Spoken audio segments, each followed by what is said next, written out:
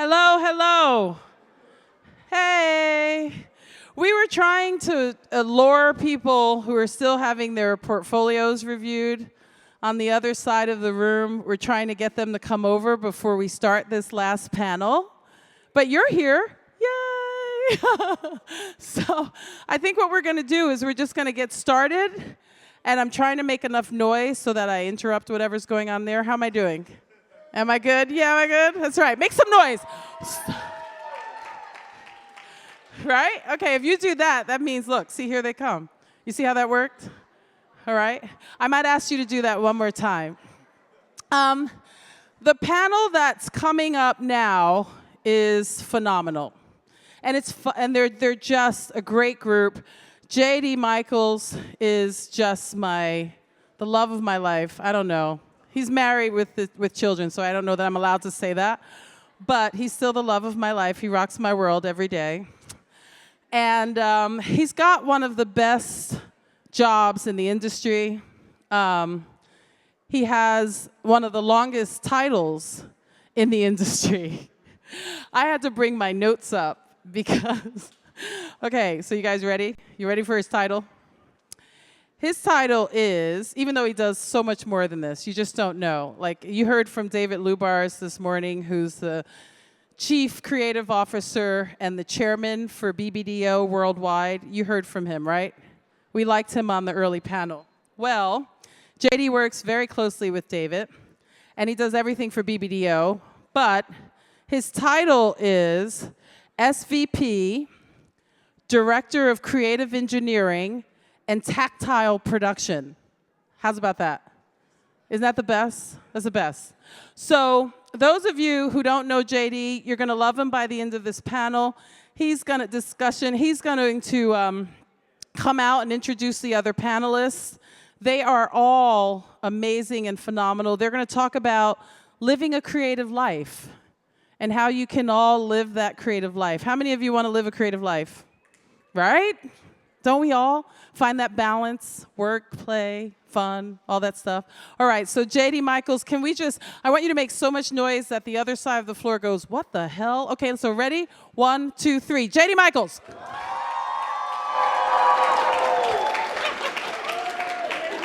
don't know if you need that. Oh, no, I think I might, actually.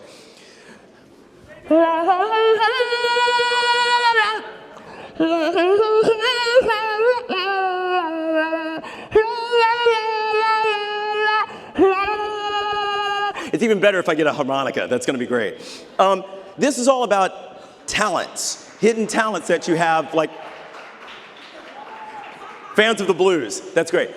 This is all about talents and things that you carry around inside yourself all day that all of you have, things that are not on your resume, things that you don't mention when you sit down for a job interview, but things that are extremely important in who you are and how you're perceived. Because if you really think about diversity, it's not just, it's not about what you look like, it's who you are. It's all the passions you have and all the things you have inside. So we're going to talk to some incredible people that actually have incredible passions that they've built on, as much as their actual advertising careers, they built on all these things and made themselves these incredible, multifaceted, holistic, awesome people, which is the technical word for that. You can look that up. You can Google it.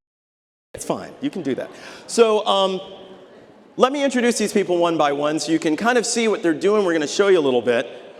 First, Melody Henderson, a creative director at KBS.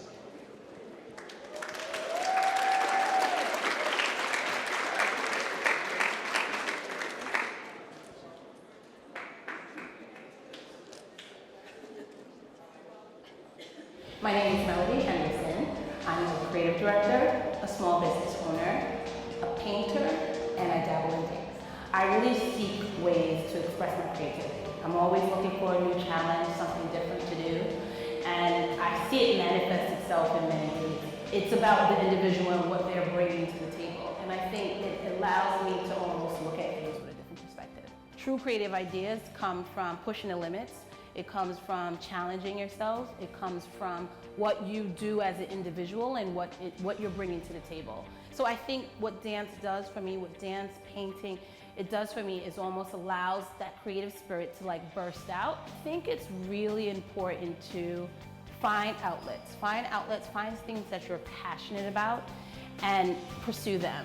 It helps me think of things in different ways, look at things in a different perspective. Dance, you know, because I was informally trained, I feel as if there's a little bit of a challenge there. It's a challenge of me trying something completely new. It goes back to that individualism and how that translates to everything I do in advertising. Ladies and gentlemen, Melody Henderson.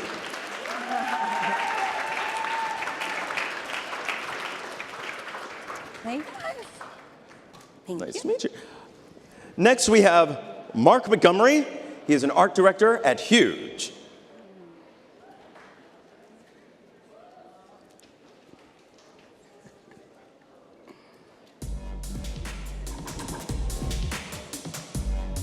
As an art director, I lead small teams to produce quality product. At the end of the day, I make sure to do what I need to do to get the product done and done well. To live a creative lifestyle outside of work, I focus my energy and my time on everything that I find very interesting and very impressive. Stuff that seems cool to me, I just gotta try it.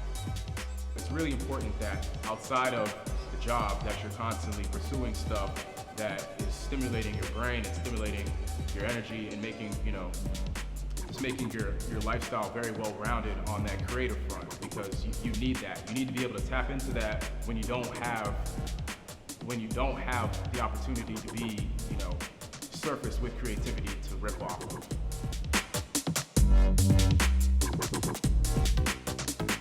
Please welcome Mark Montgomery.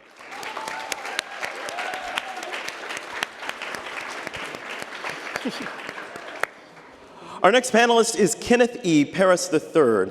He is a creative director and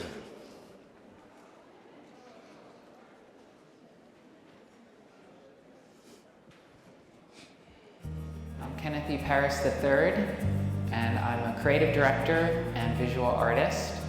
I really think that my visual art and my art direction work completely influence each other. And I love being able to work in both fields. It's difficult. There never seems like there's enough hours in the day. But I think it's really important, especially for creatives and advertising, to just fill that well in other ways. Because so much of how we create ideas are within, it's about new combinations. So if you can go out there and make artwork, see artwork, whether that's dance, music, all these different things, these influences, you're sort of filling that well in that way, and then when you get a creative brief, it will influence that, and you can bring some of those things in and think about things in a way you hadn't before.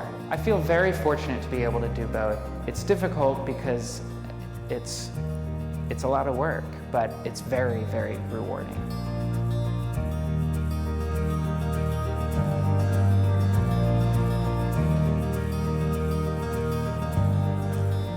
please welcome Kenneth E. Parris III.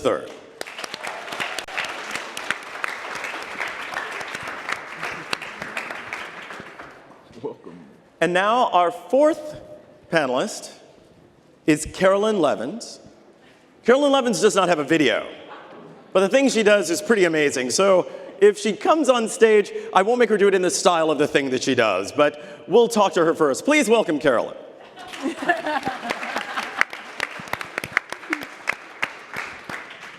So this is all about bringing, what I call bringing yourself to work, having something about yourself that's there and obvious that is not necessarily part of the job description.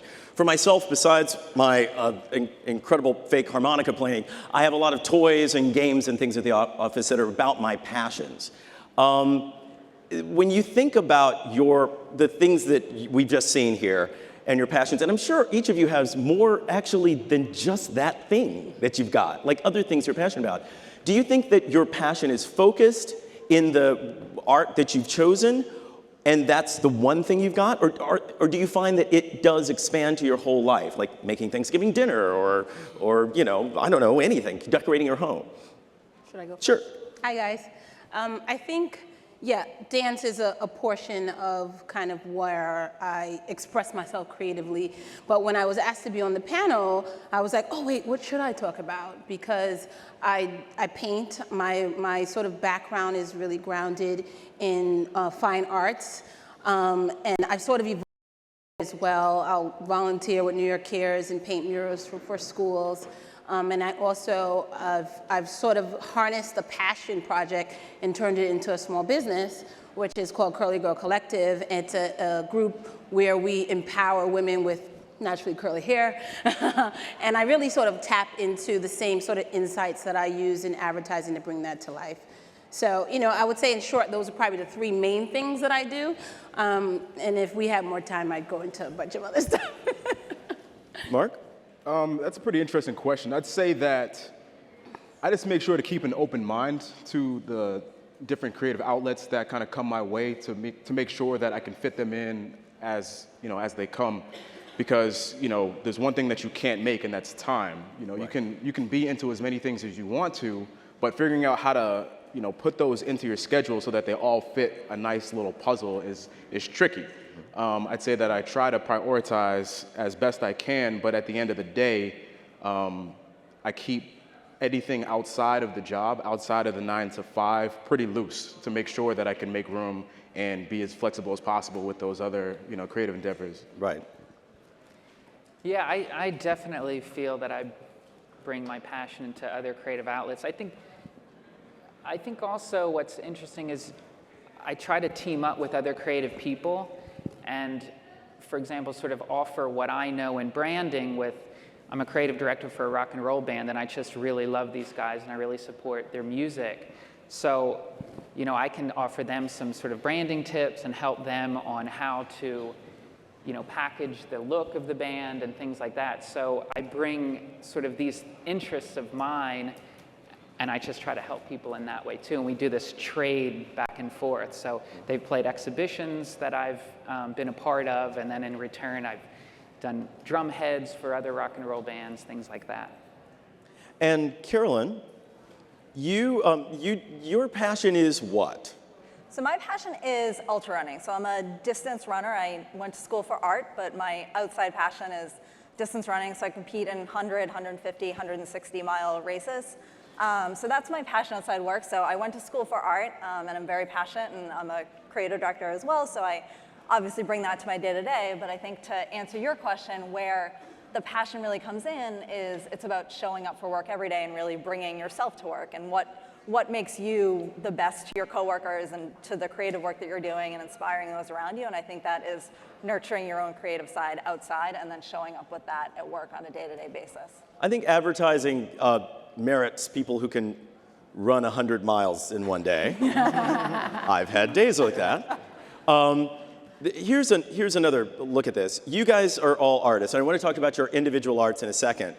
But one thing we know about both advertising and art is you got to feed yourself in order to get anything out there. Now, we're very lucky. We're across from MoMA, so many of the days I drag myself there to just look at something and kind of refuel.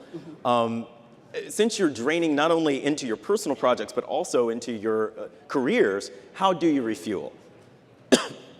And start with Karalyn. We'll come this way. So I think I refuel. I'm a nature person. I love it. I love being outdoors. I like seeing everything. So I think some people are inspired by artists. Some people are inspired by sculptures. I'm really inspired by the people around me and what I see. And I think that's why I love being outdoors so much and why I love spending so much time out there and really pushing myself, because I'm really more challenged by environments and the people I meet in these events and on a day-to-day basis than I am by a piece of art. So that's really how I kind of foster my spirit and keep myself invested and excited about work on a day-to-day basis.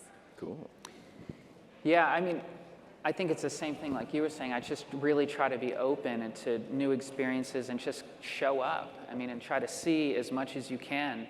I like to see dance, like I'd mentioned music before too, but just try to think of different ways that you can bring those things into your life and combine them. And yeah, it's just like, I think we just need to be eternal students, like always taking information in. For me, as far as refueling, I just try to make sure to incorporate people You know, it's really easy to go home and focus on your craft, even if you don't consider it to be work. You know, it can be a very singular activity that you do that you enjoy doing. And if you do that, it can start to feel a lot more intense and a lot more kind of test-oriented when you're kind of in your own apartment or in your own house doing what you do by yourself, and then you go back to work. So, you know, I just try to do the, you know, the simple things, you know, whether it's going to the movies or going to hang out with some friends. As far as making sure that I, you know, maintain interest in the different outlets that I get into, I just try to go back to the things that got me interested in the first place. You know, with yo-yoing, I'll go online and try to find videos of other players creating new tricks. Right. You know, with rapping or with music or, you know, initiatives, I go to, you know, just, you know, do a little digging, do a little crate digging and find some artists that might be a little bit beneath the mainstream that are just talented, and, you know, talk to my friends to see who's good. And then, you know, with dancing, I mean, you go to a club, you jump into a freestyle cypher, that's immediate reaction. You're either doing something that's cool, or you're doing something that's not cool. So it's pretty immediate. Yeah. I think for me, the refueling really comes from just exposing yourself to something different and new. I kind of thrive off of a new challenge, a new experience. You know, for dance, for me, it's really an outlet. I'm not formally trained, as you guys saw in my video. It's still something that, like, I love to do. I'll try to schedule meetings to make sure I can get to my dance class in time and things of that nature. And I think it's really kind of looking at life and absorbing it, almost being a sponge to everything, because everything we do and everything we kind of expose ourselves to then plays a role in how we approach life as a whole. So I think it's a lot of it is just keeping yourself open and welcoming new things that you may have never done before, never seen before. And I think it all plays back into kind of how we create. So let's talk about advertising. I think normally when you see television shows about advertising, there are offices. Well, not now. Now there's just partitions. And there's office furniture. Yeah, kids, that's what you got to look forward to. You might be able to bring a photo and put it up with a thumbtack. But it seems very constrictive in terms of it is an office, it is a business. So you're bringing these incredible outside talents into this not only constrictive area, and not that offices aren't beautiful and wonderfully made, but you remember that it's not your party, that this is someone else's idea, someone else's passion. They want to sell this thing in this way, and you just get to get kind of, this brief is kind of a little bit limiting. So, I mean, let's be honest. You're all in advertising. You're all amazingly successful. You all are very particular. You're very hardworking. Now, how do you bring all that passion and kind of bottle it and funnel it into this laser-like kind of thing for work? Mark, can you start, because you look angry. You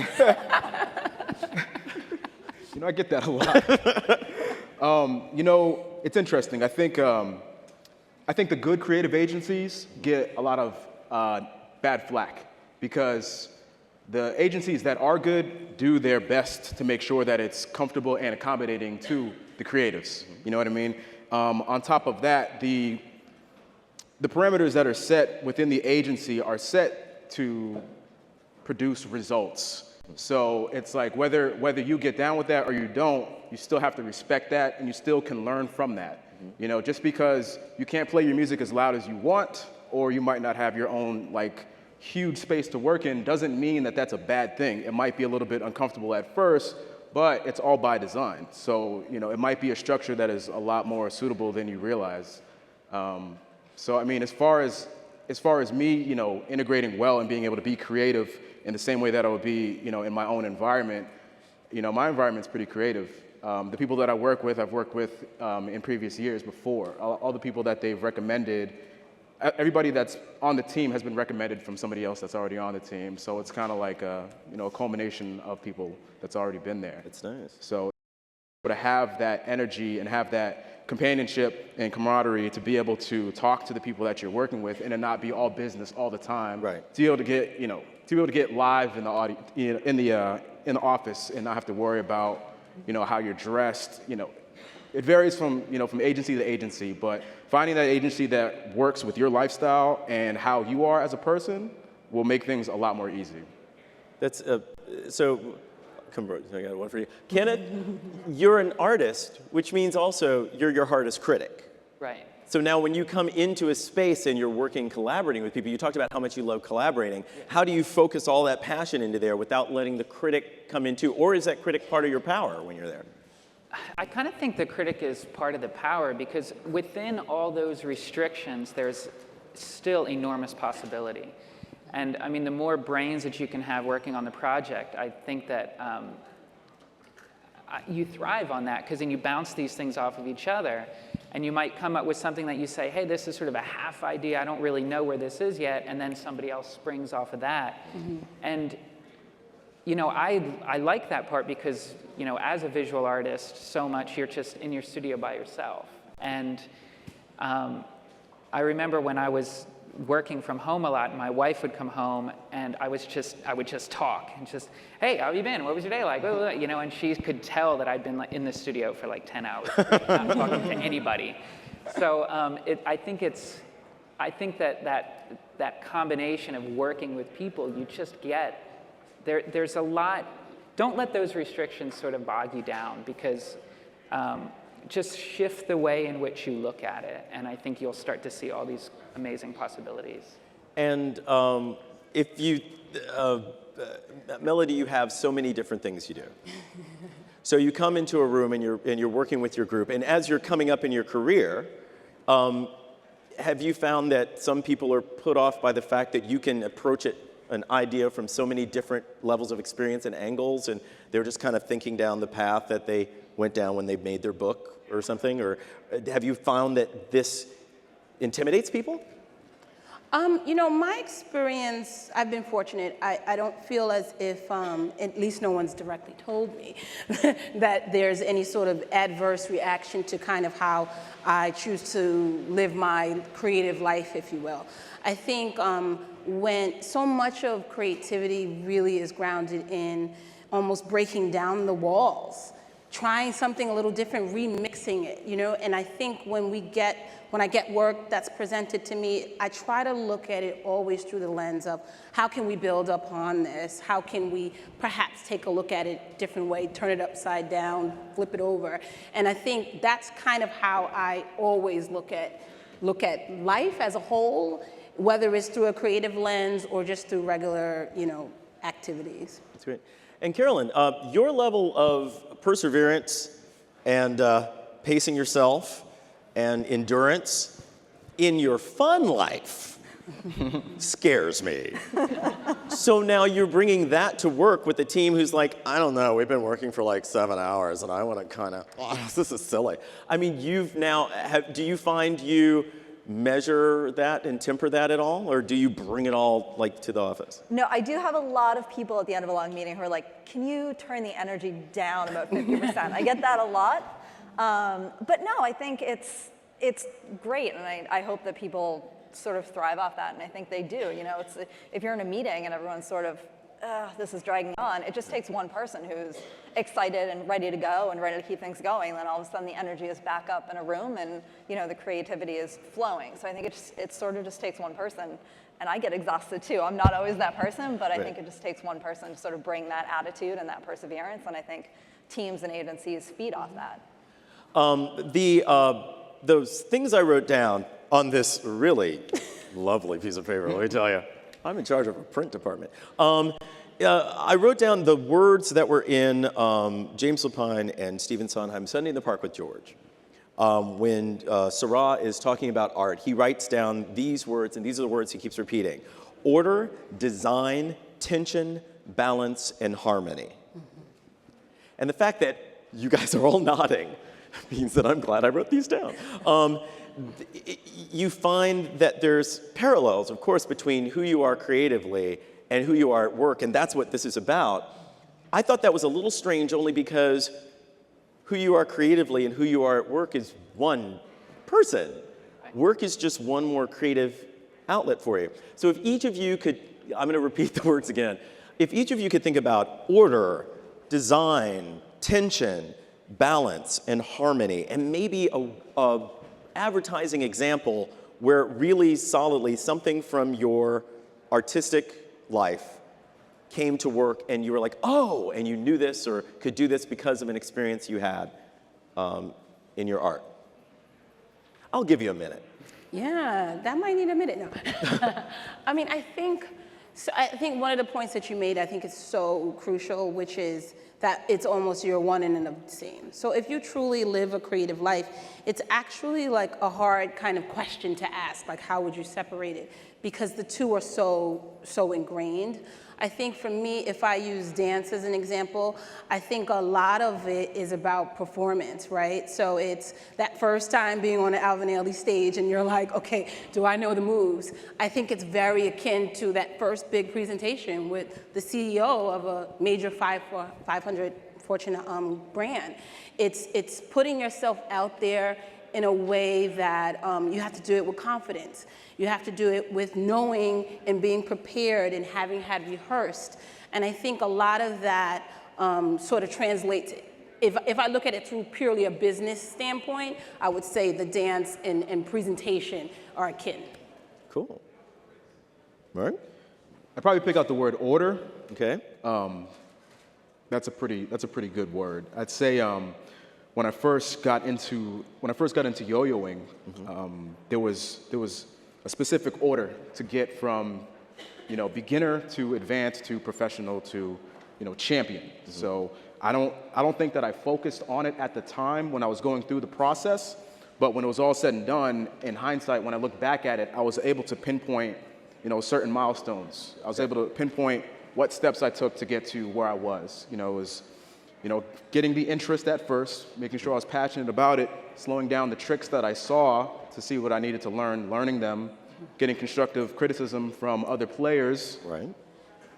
Making tricks, going to contests, improving the tricks, and eventually, getting to the point where I could recognize whether a trick was finished or not finished. Right. And that parallels very well into graphic design, or how I decided to kind of cut my teeth with graphic design, because it's like I got interested in it in high school, right? And then I learned, the basics, which was learning how to use the programs. Right. Then I went to college and learned the fundamentals, learned the foundations of graphic design, and started, doing class assignments, which was my projects, and then constructive criticism from the teacher, obviously, and from, the students. And then, as I progressed and got good, I was able to figure out what was working and what wasn't, and finally, getting to the end and being able to produce a final product and being able to discern when that product is final and complete. Mm-hmm. So that's definitely, the one I would pick out. Is, I was able to take my whole process of learning and yo-yoing and translate that. And also patience you had there as well. Yeah, that's why the passion's important. That was good. Sir? Yeah, it's interesting. I worked on this project where I followed the Merce Cunningham Dance Company for 2 years, and did drawings and paintings of them behind the scenes. So I really feel like if I hadn't had all the experience that I had in advertising, where you're putting together a pitch and presenting it in just like a very clear, tangible way, I would have never been able to do this fine art project, because I had to negotiate with a foundation with 15 different dancers and get their permission to be involved in their personal life and follow them for 2 years. And then in turn taking those paintings and drawings, and then I did a collaboration with the New York Times where I did a series called Drawing Dance of the drawings and of the text, and it was in the New York Times for 23 different weeks. But if I wouldn't have been able to know how to even put a presentation together, I mean, it wouldn't have gone anywhere. I just would have been a guy working in the studio. So I think that there's a huge overlap. That's amazing. Yeah. And what about yourself? So I think specifically the ideas of order and balance really resonate with me, and I think just an example that's really near and dear to my heart at the moment is I literally about a week ago just got back from Madagascar, and I was doing a 6-day race, and there was a lot of time where you are by yourself, you're carrying everything you need to survive for a week on your back, and the only people you connect with are these kids from Madagascar. I don't speak French, I don't speak their native language, and it was the only human connection I would have for 7 or 8 hours. So the idea of seeing these kids, and it's you want to connect with someone, you want to have that inspiration. It's great to get to know these people. And breaking it down and trying to have some sort of a communication with them and tell a story, and they're curious about you and you're curious about them. And breaking down that communication and enjoying that interaction and communicating on such a basic level, then taking that and working on a new business presentation or even just how I talk to clients, I've really found myself slowing down and really thinking about my points because I had to communicate in such a basic way. So I think that's one thing for my passion that just was a really direct and sort of top of mind translation of late, which was also really powerful and a really cool way of communicating with people. That's amazing. I don't know how we are on time, but I have more questions because this is really fun. I do think that it's important that when you talk to people at an agency, there are creatives, and then there are other people. So you say, oh, and so I get a lot of people that are in finance going, well, I'm not creative. I'm not creative. And then you find out, well, what do? I just make wine, and I'm a DJ on the weekends. But I'm not like you, I'm not creative. I think that pulls people back. That's a lack of confidence that's in the room. I also think there are creatives who think that they're art directors or they're copywriters, and that's all they do, and they're creative. Is there any, since we're here with the chance to give a little bit of a word of wisdom, is there any thing you can do to kind of pull yourself out of that? Is there any advice you would give to people to kind of build that extra confidence to say they're going from being an art director to an artist? I think a lot of it still, for me, is so much grounded in passion. I think, and it doesn't have to be that you're creative and then you have these outside things that are bucketed as creative. I think it's anything that you're passionate about that you feel like you could bring to the table is really where it lies. At Kirschenbaum, where I'm a creative director at Kirschenbaum, the agency culture is so much about ideas can come from anywhere. So whether you're in the mailroom, whether you're an assistant, whether you're an account person, whether you're in media, it's still about an idea.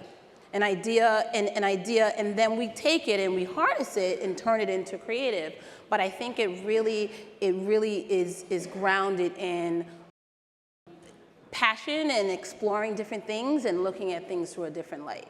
So I would say, as advice to you guys kind of coming into the business, is so much of what we do is about individualism.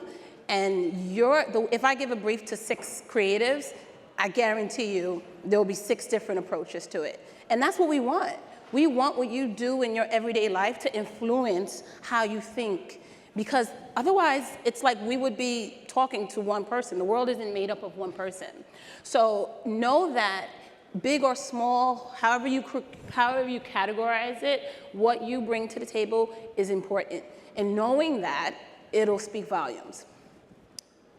You could drop a mic if I had one, so they're kind of expensive, I guess. Anybody else? I'd say the best thing I could say is just don't lump yourself into the blanket term as creative, or any other term for that matter. Own your name, you know what I mean? Do what you want to do, go into the different creative outlets that you want to participate in, but don't try to put yourself in the box of a certain category or a certain craft, because that instantly puts you within a certain container and a certain set of limitations. Mm-hmm. You know what I mean? If you want to, if you want to be a musician and you want to be an artist, those two have a lot of overlap, and there's a lot of different things that you can do within, both of those. If you want to incorporate dancing, if you want to, be a yo-yoer, if you want to be a rapper, anything you want to do, just do it. Don't brand yourself with that actual title specific to that craft. Just try to make sure that you keep your mind open to trying new things and trying what you find to be really interested in. Yeah. And don't worry about the money. Yeah. Never worry about the money. Focus on what you're passionate about, and you'll be able to figure out a way to repurpose your craft and your skill to be able to make it financially stable for you. Yeah. I'm not saying don't worry about money, period. But at the end of the day, when you focus on this being good and being really into the things that you're really into, then you'll figure it out.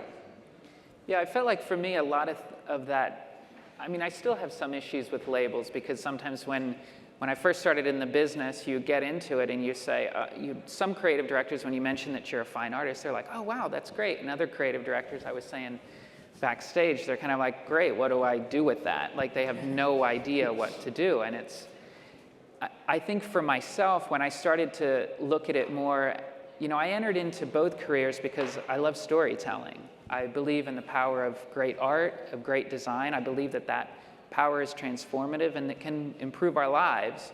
So when I started to look at it in terms like that, whether I call myself a visual artist, a creative director, whatever, it's like none of that matters. It's just, I'm here for a purpose, I'm here to contribute, and then I think the rest of it just falls away. Cool.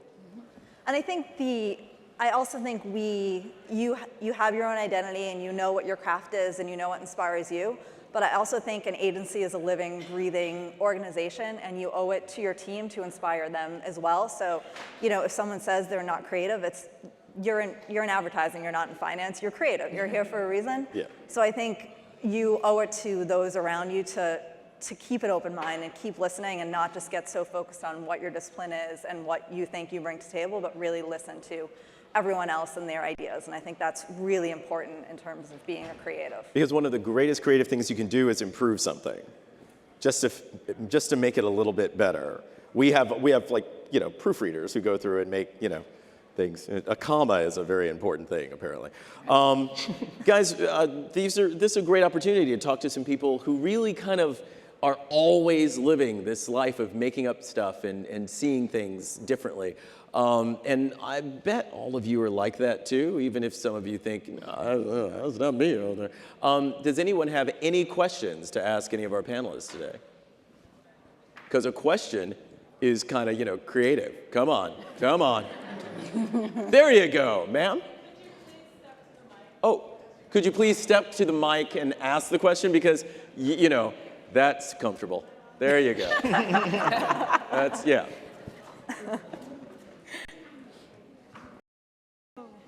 Hi. It was really mainly for you. You were about to talk about your hair, this blog you have, but you never really wanted to go into it, so I would like you to go into it. Okay. Yeah. So thank you for the question. So basically, what I do outside, I call it my, so if I have my 9 to 5, which really is like a 9 to 9, then I think I have my 9 to, let's say, 5 in the morning. So basically, it's called Curly Girl Collective, and it's an experiential-based company. It's myself, and I'm a co-founder. There's 5 of us total. And essentially what we do is create experiences for women with naturally curly hair. And it was born out of the notion of just empowering yourself to be, it's okay to be who you are. I mean, so much of it is it's grounded in personal growth and just celebrating our differences. And I think that is so akin to advertising as a whole. Because again, it's what we do on a daily basis in our personal lives that then influences the work that we're gonna put out to the masses. So, we create events, and on average, there will be about 1,000 people or to 500 to 1,000 people. We bring brands their target market. So we work with lots of celebrity hairstyle brands. Essence quoted us as taking the natural hair industry on by storm. And it's cool to have a passion project that then you're able to then turn into reality. Thank you. Oh, wow. Now we have dueling questions. This is great. Is that fine, ma'am?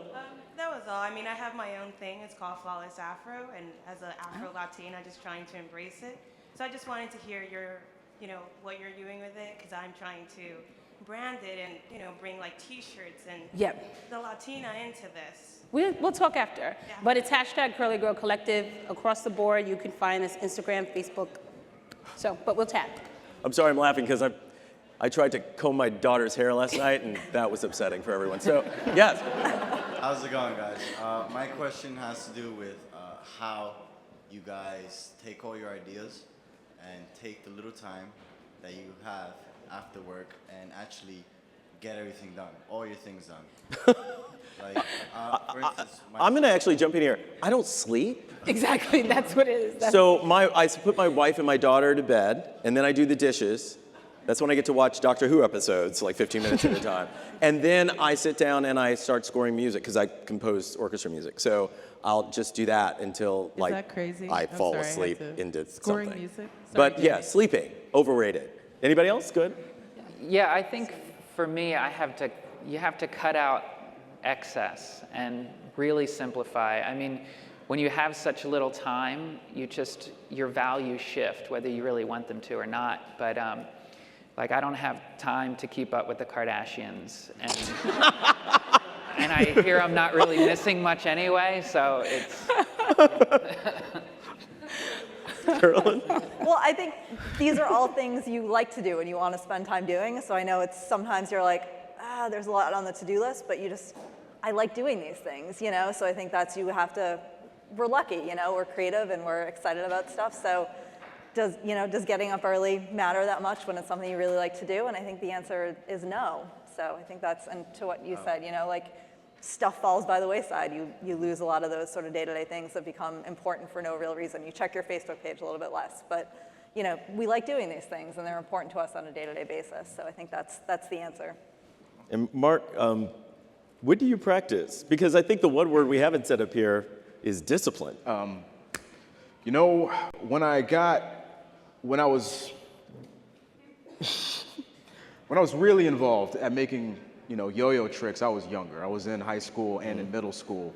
So I had a lot more free time. You know, I didn't have a full-time job, so Right. it was a lot different. So nowadays, I don't get a whole lot of time to practice, but I do still try to maintain a brand within the yo-yo community, you know, by selling my own yo-yos and putting out, you know, videos when I can or commenting on certain things, just making sure that, you know, my name is still out there. Right. Figuring out how to tap in how I can. But to answer the question more directly, I would say that you have to really want to do what it is you want to do. You know, and you have to be very flexible with your schedule, because sometimes, you know, things are going to overlap and you might run out of time for a certain segmented time that you set to do something. You know what I mean? Like, you might get asked to stay after work for an extra 3 hours, and that cuts out a meeting that you were supposed to have with your buddies to discuss this, you know, initiative, or, you know, you might just be too tired, or you might lay down for a second and you fall asleep. You know, those things are real things that happen consistently.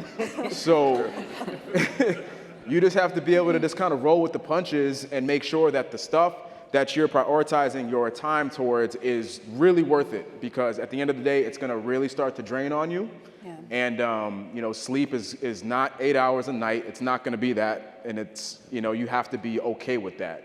You know, when it's all said and done, you spend, you know, 80 hours a week on doing something, and you got to go back to the drawing board. You have to be okay with that, because that's what it's going to take. Okay. Thank you. And I think we got time for, do we have time for two more? Yeah. One more? Two more, okay. Ma'am? Okay, so I'm still a student, but I find myself having a lot of passion projects and a lot of hands in a lot of different pots. So, two-part question. How do you handle stress? Because we're not sleeping. And then you try to eat right, but you're not. And then you weight gain, because stress makes you weight, you know. So how do you handle stress? And then how do you know if you're spreading yourself too thin? Like, when to say no? You're stressed. Yeah. Well, you're stressed all the time. It's just, you're just used to it now. You're a student and you're going to be involved in advertising, Yes. so you in stress should start dating, We have been. as you're eventually going to have a committed relationship. That's interesting. So stress, it's true. You've got a person here who can run 100 miles in a day. I think I'm just going to give it up. Why don't you do our health and beauty segment? Because how do you keep healthy? What do you eat? How do you know? I will admit that I am the least healthy eater. I have M&Ms for breakfast and chicken nuggets for dinner, and it is horrible. It's completely I just true, heard protein. and I love That's it. all I heard. That was peanut M&Ms, probably. That's great, right?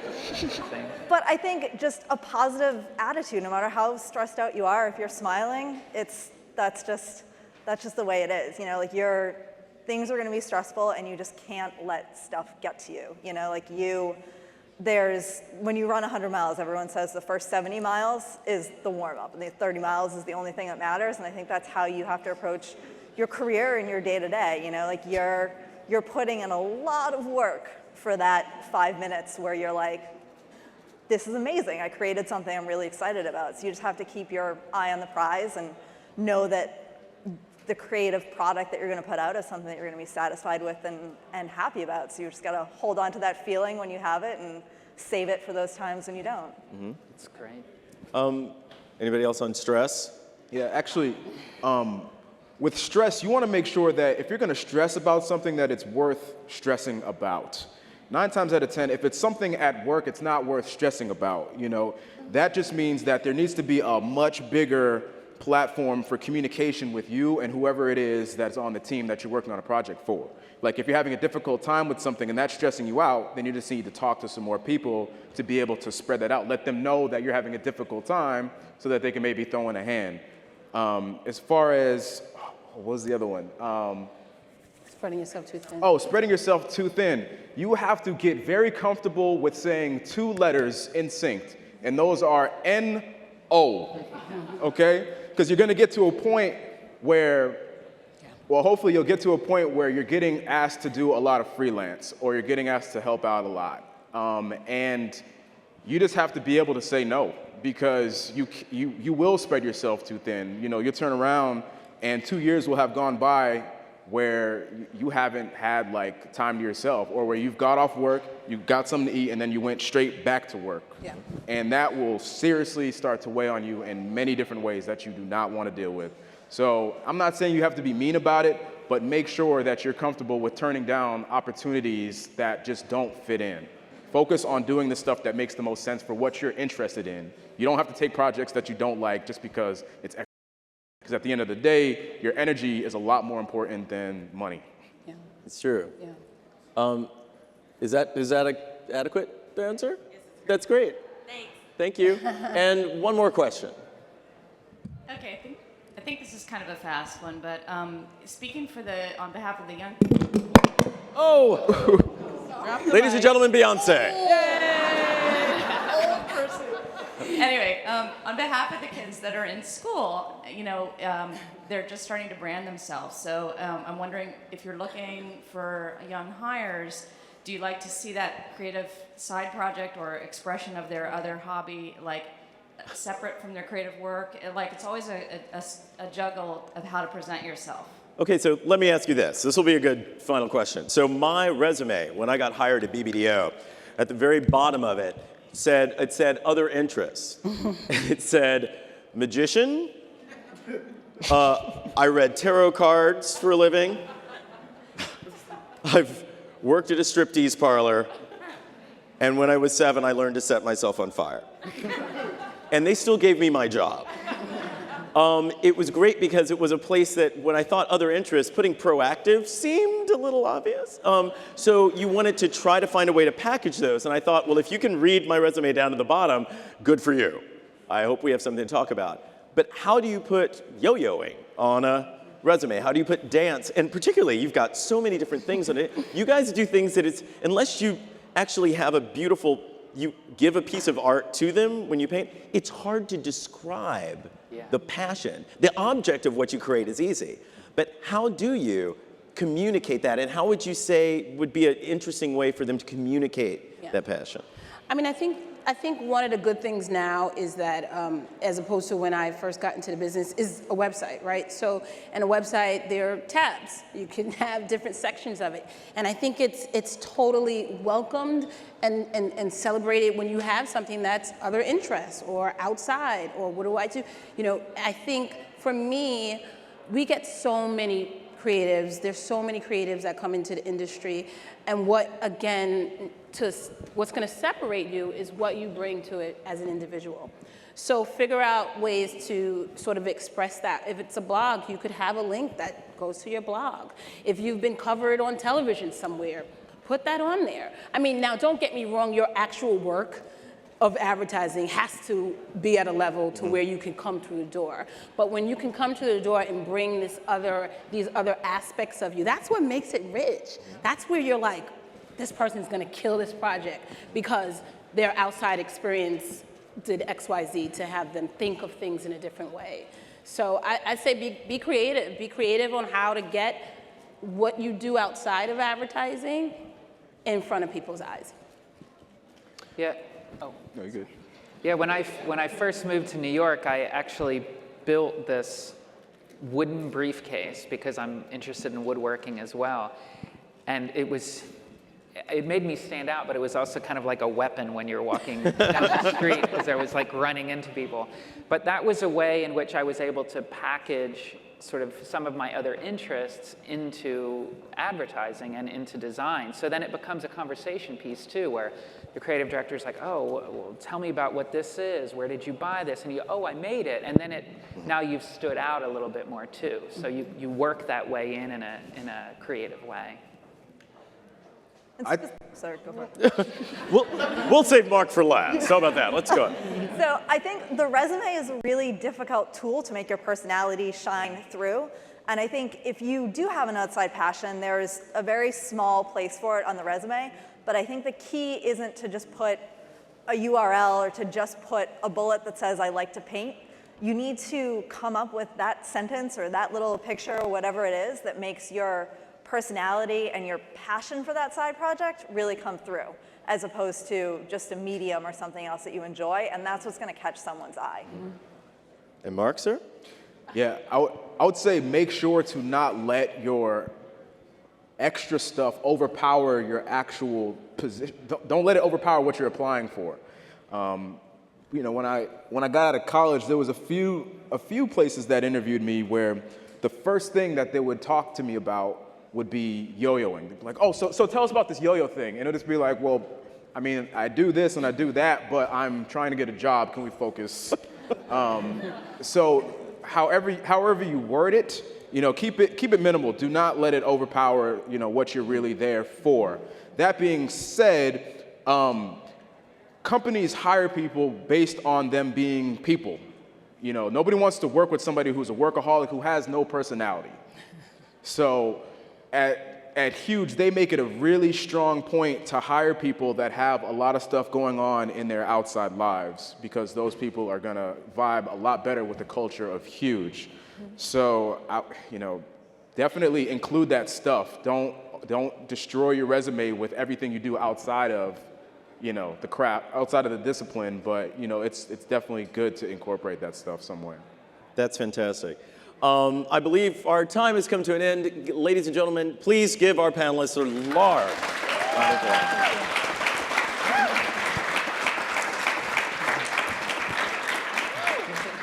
Now, we have asked for one big favor.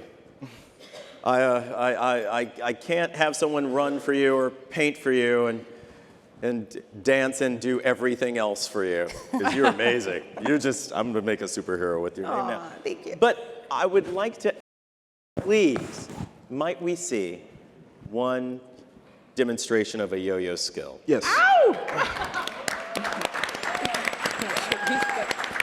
Should we step? Yeah. Should we No, he's a professional. It's gonna be sick. Oh, it's so quiet out there. Actually, you know what? I have an idea. All right, you guys ready? Y'all ready? Yeah. All right then. Oh!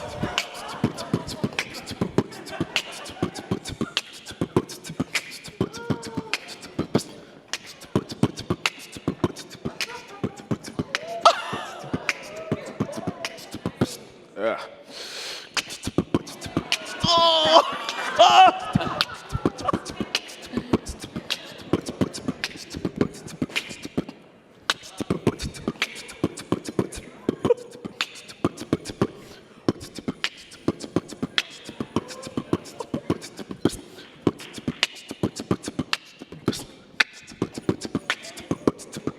Oh!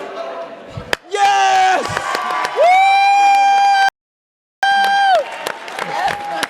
Thank you.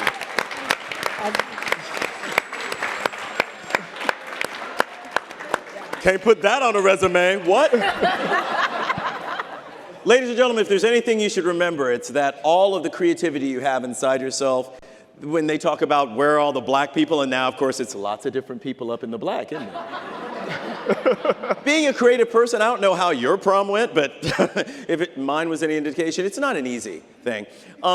It really is something that makes you different. And then there's people who are willing to pay you for that difference, to bring that. These people are extremely brave because they don't get to go to a cool bar afterwards and pretend like they're just cool. They're bringing all of that, and I'm gonna say it, weirdness everywhere they go, which I tend to do, actually, but that's another thing. It's a great thing, and it should empower you, everybody here. So I think it's amazing that we had these people here, and just give them one more round of applause to send them off. Thank you very much. Ma'am? Well, okay, thank you guys. Can Thank we you. do this one more time? Just like make some noise for these guys. That was just amazing. And JD plays himself down, but did you catch that? What were you're catching that, right? You're What? writing music, you're composing. You're Oh, writing. no, yeah. Yeah. Uh-huh. I like how you dropped that. Oh, yeah. Oh, It's yeah. a thing I do. Yeah, we're going to talk about that at the next event, all right? But thank you guys so much. One more round of applause for our panelists, please. Thank you. Thank you, thank you, thank you. All right. Well, I think we're kind of coming to a close. Are we sad about that? I am. This has been a really great day. I hope that you guys have really all enjoyed yourselves and you've gotten something really valuable out of the event. Have you? Yay. We're going to do a couple of things. I want all of the live talent panelists, we're going to announce the winners, even though they're all winners. We're going to announce the winners. We're going to have them all come up on stage because these brave souls did such a fabulous job, right? Oh, my God. They were some of the best of the best. And I saw some of our participants from last year, and I want to thank them for being here again this year. But this year, wow, you guys just killed it. Let me dig deep for that again. Killed it. So come on up. Come on. Don't be shy. Don't be shy now. You got out here and, did your thing earlier. Let's give them a round of applause as they come out, please. Thank you. Come on in. Come on in. I'll get out of your way. We're going to get a group, kind of like a yearbook photo. Margarita's going to take it. Everybody come in. Don't be shy. Get in front of each other. Stoop down. Stand on chairs. Oh, we're going to face her first. Wow, she wants them to put their butts to the audience. That's really rude, Margarita. That's rude. All right, so anyway, I'll keep talking while they're doing their thing. But, yeah. But is everybody from the other side over here? Are they kind of over here now? Can somebody make sure that we tell them that we're going to say goodbye? And then we're going to have a nice little networking cocktail hour, which I think you guys have all deserved. Look at that. Do that again. Make everybody else do it. You see what she did when I said no? That's right. You've earned it. You've earned it. How many of you are traveling back tonight? Aw, we're sorry. You can sleep on the One Club floor if you want. Nobody heard me say that. Sleeping bags. You can stay. All right. Are we ready to hear? Are these amazing folks or what? Let's do it again. Let's embarrass them some more. Show them some more love. Thank you, thank you, thank you. I also hope that they've inspired you guys, those of you who want to be brave enough to do this next year. It wasn't that bad, was it? Was it? You got real quiet. You're like, I don't know if I'm going to be out there doing it. So should I announce who our three, even though they're all winners, who our three winners are? All right. Are you guys ready? And I just want to say, I love you all. You did a great job, every single one of you. So you're all winners. So I'm sorry I only get to call three names. It's kind of sad. Maybe I shouldn't do it. All right. I'm going to leave. No, okay. Ready? Yeah. Oh, yeah. We've got all sorts of great prizes. You're going to get an all-access pass to the Creative Week and the One Show. Hello. That's really huge, which means you'll get to meet all sorts of creatives again and do all sorts of wonderful things during our Creative Week. And then we've got all of these bags filled with stuff for everyone, actually. So you all get great gift bags. Everybody gets that. Yes. That's the all winners prize. All right, so I'm going to make the announcement. All right, drum roll. In no particular order. Jewel Donaldson. Let's hear it. Step up.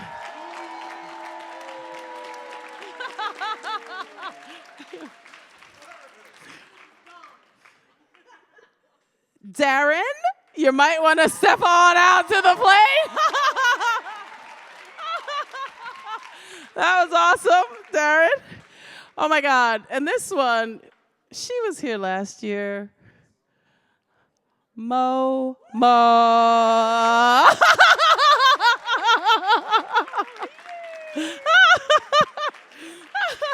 Can we say, just give it up for them, please, one more time. Thank you so much. You guys were all awesome. I hope that, I know you're all going to get jobs. So who did that? Do it again. Give us jobs. So thank you guys so much. Great job. I'm so proud of you. I think everybody loved what you did today. So thank you so much. And Allison's going to give you, Allison, where's Allison? Who's terrific. Is there anything I missed? Allison, get up here. Allison Bourdon, I'm embarrassing her. But this young woman from the One Club puts a lot of this together. So please give it up for Allison Bourdon, who likes being behind the scenes. Yay! Yay, Allison. The biggest prize that the 3 winners actually get is an interview with each of the agencies represented on our judges panel. So if anything will motivate you to try out to do this next year, that might be the one. So, all right. Yes, and that's what our host of this year won last year. So. All right, thank you. Thanks again. Let's hear it for them one more time. Thank you. All right, I'm going to usher you off stage. Or you can stay. Okay, so this is the conclusion of Here Are All the Black People this year. How'd we do? And what we're going to do is we have a cocktail and networking hour that's happening on the other side. Please, let's also thank our sponsoring agencies again, our incredible creatives who showed up, and they're still here. So many of them. I see Jake, I see JD, I see Danny, I see all these folks in the room. Please thank them. Thank our sponsoring agencies, our recruiters, all of our portfolio reviewers who came out. Am I forgetting? Just everybody who had anything to do with putting this event together. There's a lot of work and a lot of people who give their time. So please give some really crazy mad love to everybody. And I want you to, and I want you to applaud yourselves. I mean, my God, my babies, you all travel from, I love you all. Candace, all you guys, you traveled so far. MK, I want everybody to write me and let me know that they made it home okay? Don't do it all at once. Just write me, because you've been writing me, so do I stop now, all right? All right, I love you all. Have fun, and yay, we'll see you next year.